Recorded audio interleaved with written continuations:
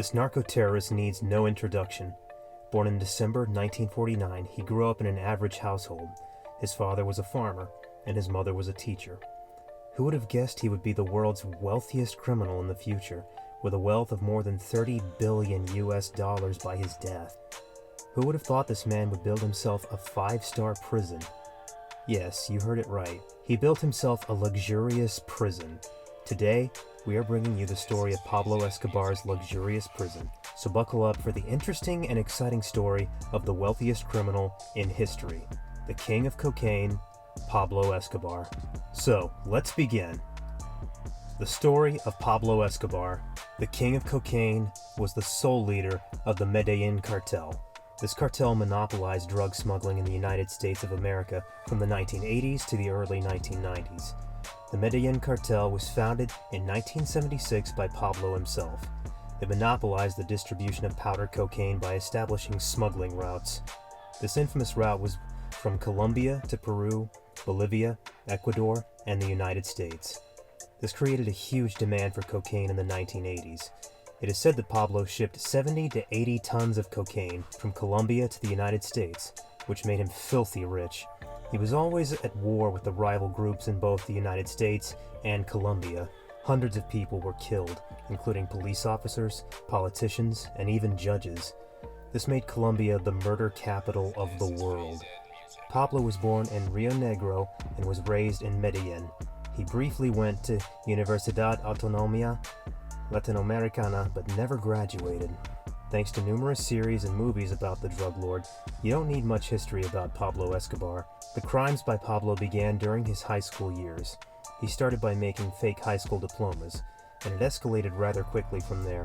He indulged in illegal drug supply, selling fake lottery tickets, vehicle theft, and many more such activities after dropping out of college.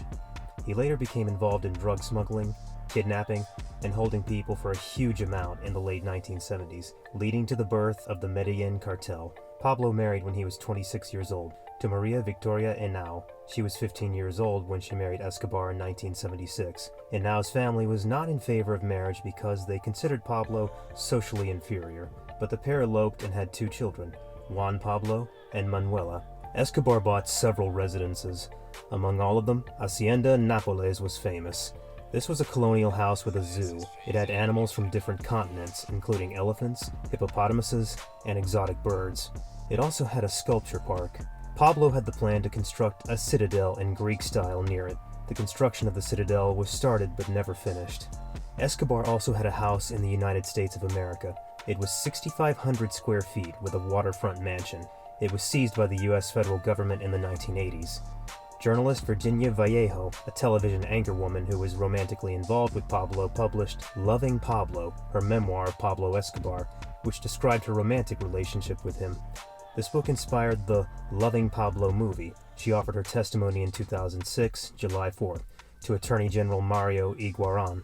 Her testimony was against former Senator Alberto Santofimio. He was accused of conspiracy in 1989. Unfortunately, in the case of the assassination of Luis Carlos Galán, a presidential candidate, the action was taken too late to be seen since she contacted the judge's office on the 4th of July. Still, the trial was closed several weeks before the prospective closing date, the 9th of July. The drug war in the United States of America. At the same time, America was fighting its huge war on drugs. It is not a secret that anyone, irrespective of their political affiliation, became the sole agenda of elections and political parties.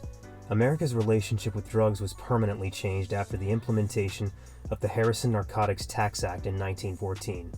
This regulated the sale of drugs, especially cocaine. After the implementation of this act, the production and consumption of cocaine reduced drastically. At one point, the numbers were so low it was even considered a thing of the past. The usage of drugs rose to its highest levels in decades during the 1960s because of the music festivals and bands. Pablo was not a fool to leave this opportunity. He was on a mission to smuggle many drugs to America. As a result, the image of cocaine changed. Thanks to Pablo's marketing, it went from poor man's drug to glamorized party drug. This led to the era of disco, drugs, and music festivals. Pablo Escobar made no mistake here. He invested in equipment and made millions and billions in no time. Pablo changed the status given to cocaine by making it a party drug, a Wall Street drug. As a result, people were hooked on cocaine like never before. The rise of Pablo Escobar. Pablo Escobar was powerful in his hometown. He was the hero of his community. Escobar's money made decisions rather than people in power. He bought the system with his money. He had so much power that he could change the competing people if he didn't like them. He also had the title Shadow President. In 1982, Escobar's influence grew like a monster. He was rich and powerful. Money and power are two weapons that can cause great damage to people when misused. That's exactly what happened to Pablo Escobar. He was elected as an alternate member of the Chamber of Representatives in 1982 as a part of the liberal alternative movement. He gained popularity among the locals as he was responsible for constructing houses and other infrastructure. The Colombian Constitution was changed to make it impossible to return Colombians to any country, including the United States of America. When the Medellin cartel was at its peak, it dominated the cocaine trade. The cartel earned around $420 million in a week. This is what made Pablo the wealthiest man in the world. According to sources, Pablo had around $25 to $30 billion in net worth when they died. He led a luxurious life with lavish houses and great parties. In the 1980s, he also offered to pay his country's $10 billion debt and demanded to exempt him from any extradition treaty. Escobar also burned $2 million to keep his daughter warm when his family was on the run in 1992. There are rumors that he couldn't spend all the money, and some of it was stored in fields and warehouses. According to his brother, 10% or more was lost annually because it was eaten by rats or destroyed by the enemies. Sometimes it was just lost. It is said that he spent $2,500 every month for rubber to hold his money. He found new ways to smuggle drugs, and one of the most rumored ways is that he smuggled drugs by plane flight. Depending on the number of drugs smuggled, pilots earned around $500,000 per day. The decline of Pablo Escobar. His political dreams were shattered when the Colombian government arrested him with links to the DAS building and Avianca Flight 203 bombings. Escobar was the last major boss of his cartel. After eluding the great nationwide, the intense manhunt for 7 years, he surrendered in exchange for a promise of leniency for drug-related crimes and a guarantee against extradition to the United States. He was then escorted to the prison he built for himself in a helicopter. Popeye, Otto, and Carlos Aguilar are the three other cartel members who surrendered with the boss. On Wednesday evening, Cesar Gaviria, the president of Colombia, announced the surrender and said that his treatment would not be any different from other criminals. We all know how that went. After facing 8 cases in the United States of America, including one for the murder of police, Escobar was most wanted in both nations. He was also a major part of the killing of a news publisher and 2 presidents. The judges' identities were not revealed. They went to the courtroom in armor-plated cars, sat behind a single-sided glass, and spoke through voice-distorting microphones. The story of La Catedral. He was sentenced to 5 years of prison in 1991 when he surrendered. He struck a deal, or no extradition, with Cesar Gaviria, the Colombian president, with the ability to stay in his self-built prison, the famous La Catedral. This is where the story of La Catedral starts. Imagine a prison, and imagine a palace. Now combine these two, and that is La Catedral. Although it was nothing like a prison, it was for a person with a $30 billion net worth. It was also called Hotel Escobar, or Club Medellin. This overlooked the city of Medellin, Colombia. Pablo agreed to serve a 5-year sentence, but asked him to permit him to stay in his self-built prison. What could be the reason that the Colombian government agreed? It was all because Colombia would have Pablo Escobar in prison for 5 long years and get rid of a national headache or embarrassment, even if it's temporary. Escobar's bribes and bombings had pushed the state to collapse in the 1980s, and his imprisonment would be a landmark. Also, the arrangement ended the costs and the time invested in the endless pursuit of the cartel boss. Entering his own prison not only provided protection to Pablo from his assassins, but also from the not-easy-to-bribe U.S. officers. He was afraid of them as well as the judges, as the U.S. law system is so strong.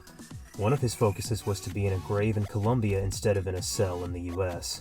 The entire prison was built based on the specification given by Pablo Escobar, the leader himself. He was also allowed to choose the people who would guard him. Naturally, he chose people who were loyal to him. From the outside, it looked like a prison, a typical huge building in a large compound in a remote area.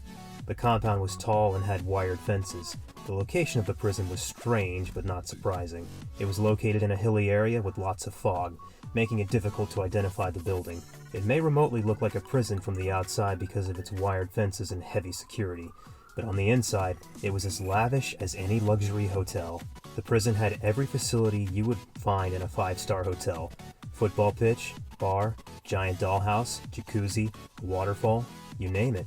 He also invited the '91 Colombian national team for a soccer match. The team took the offer. They were invited to the La Cartadel and treated with all the royalties. He also asked them to dance because he had the disco floor. He celebrated his 45th birthday in this lavish prison, if you can call it one. It is said that he treated them with quality entertainment and expensive food. The prison was the definition of luxury, with so many party rooms. He even invited models and escorts. He was allowed to talk to his daughter over the phone. There were giant telescopes installed through which he could look at his daughter's house while talking to her over the phone. In addition to all these, he had fully loaded magazines to ensure he was safe. If he had been with these luxurious boundaries, he would not have seen the cruel face of the government. He was still running the empire he had built. He used to hear what happened outside the thick walls of his lavish prison, but for some reason, the government didn't seem to care about it much. Escobar tortured and murdered 4 people who were lieutenants in his self-built prison. This was when the government stopped turning a blind eye to his drug smuggling. The government decided that he should move to the standard prison, which he refused. He refused to go to the standard prison and ran away in July 1992. He ran away after serving 1 year and 1 month. It is said that Pablo just walked out of the back gate of La Catedral.